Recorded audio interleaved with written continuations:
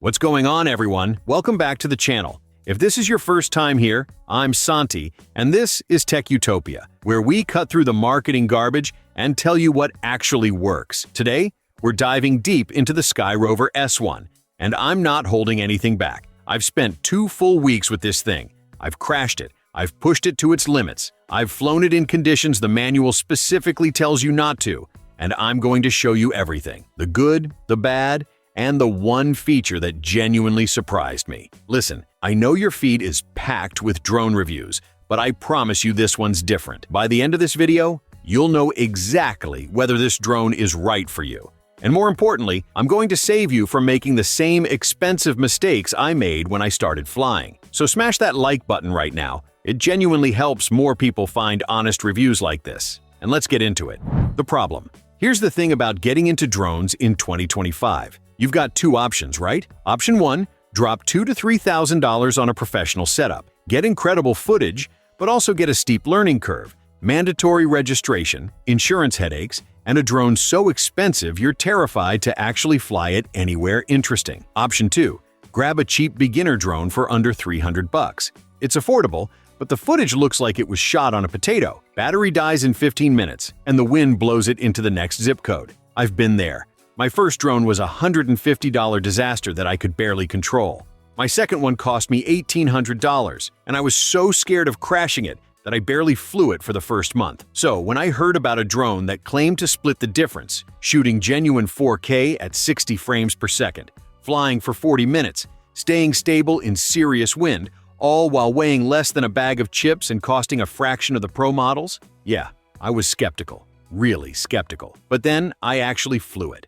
Unboxing and build quality. Let's talk about what you actually get. The Sky Rover S1 comes in this compact case, and right away, I'm impressed. You've got the drone itself, which folds down smaller than my smartphone, one intelligent flight battery, a remote controller that feels way more premium than the price suggests, extra propellers because, let's be real, we're all going to need those at some point, charging cables, and a solid carrying case. The whole package feels intentional, like they actually thought about what a real user needs. The build quality here is legitimately surprising. The frame is this aerospace-grade polymer composite that somehow feels both lightweight and durable. I've had some rough landings, trust me, and this thing just bounces back. The motors are brushless, which means they're efficient and quiet. You're not announcing your presence to the entire neighborhood when you take off. The arms lock into place with this satisfying click, and the 3-axis gimbal on the front. This is where Sky Rover clearly spent their engineering budget. It's smooth, it's responsive,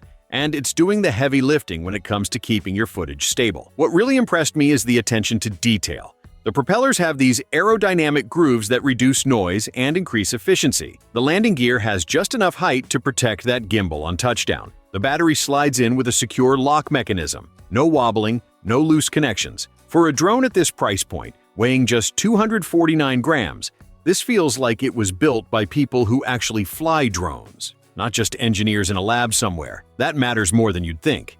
Camera and image quality. All right, let's get to what everyone actually cares about. The footage. Because you can have the most stable drone in the world, but if the camera is garbage, none of it matters. The Sky Rover S1 packs a 1/2-inch Sony sensor, and before you glaze over at the tech specs, let me tell you why that's a big deal. Most drones in this price range use tiny, cheap sensors that crush shadows, blow out highlights, and make everything look overly processed. This Sony sensor, it captures genuine dynamic range. You're getting true 4K resolution at 60 frames per second, which means your footage is sharp, smooth, and if you want to slow things down in post for that cinematic look, you've actually got the frame rate to do it properly. The colors coming out of this camera are natural. They're not oversaturated like a smartphone trying too hard. They're not flat and lifeless like a cheap action camera. They're balanced, they're accurate, and they give you room to grade in post if that's your thing, or they look great straight out of the camera if you just want to upload and go. The still photo capability is equally impressive.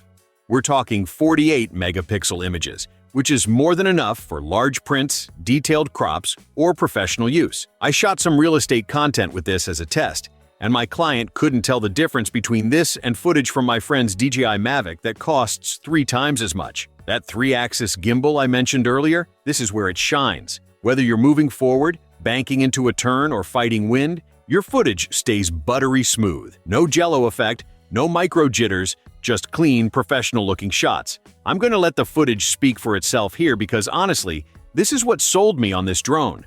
Flight performance. Let's talk about how this thing actually flies. Because specs on paper mean nothing if the real-world experience is frustrating. I took the S1 to 5 different locations over 2 weeks. Beach with strong coastal winds, downtown area with buildings creating unpredictable air currents, open park for long-range testing, forest trail for obstacle navigation, and my backyard for basic control testing. Every single environment threw something different at this drone, and I'm going to be straight with you about how it handled each one. That 40-minute flight time, it's real. I'm consistently getting between 38 and 42 minutes depending on conditions and how aggressively I'm flying. That's not marketing fluff. That's actual usable flight time. Compare that to most beginner drones that tap out around 20 to 25 minutes, and you start to understand why this matters.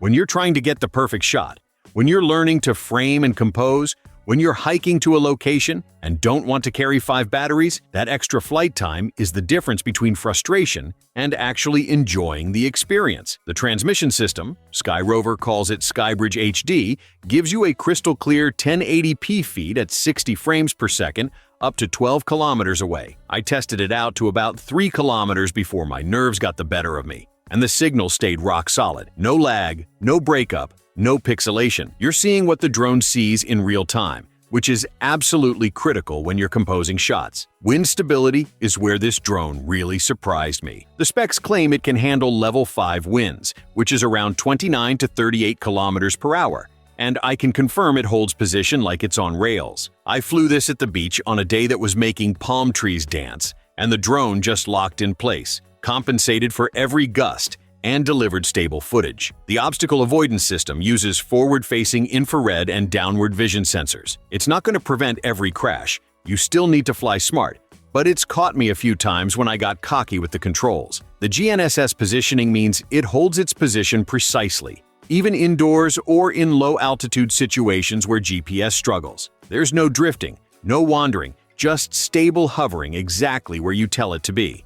Smart features. The app experience is where a lot of drones fall apart, but Sky Rover actually nailed this. The interface is clean, intuitive, and everything you need is right where you'd expect it to be. One-tap takeoff and landing means you're not fumbling through menus when you just want to fly. The drone automatically runs a system check, confirms GPS lock, and lifts off to a safe hover height. When you're ready to land, one tap, and it descends smoothly to its takeoff point, or wherever you're standing. Active track is legitimately impressive.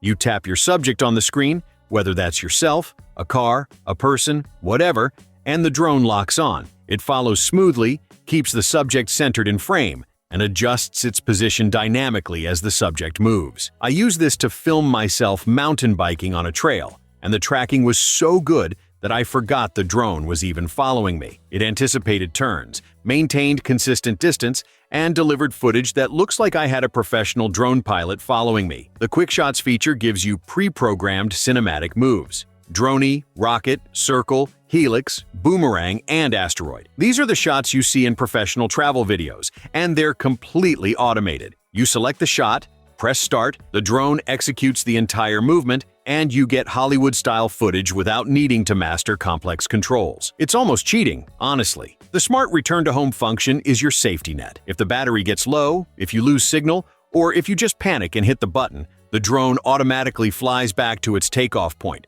avoids obstacles on the way, and lands itself safely. I tested this multiple times, and it works flawlessly every single time. One feature I didn't expect to use but now can't live without is the intelligent flight modes. Sport mode when you want speed and agility, normal mode for general flying, and Cine mode for slow, smooth, cinematic movements. Each mode changes how the drone responds to your inputs, and switching between them is instant. You can go from filming a slow establishing shot to racing mode to capture fast action, all in the same flight. The honest truth. Alright, real talk time. Let's address what this drone does brilliantly and where it falls short, because no product is perfect, and you deserve to know both sides before spending your money. What the Sky Rover S1 absolutely nails: image quality that punches way above its price point, genuinely useful flight time that doesn't leave you constantly stressed about battery, portability that means you'll actually bring it with you instead of leaving it at home, and stability that inspires confidence,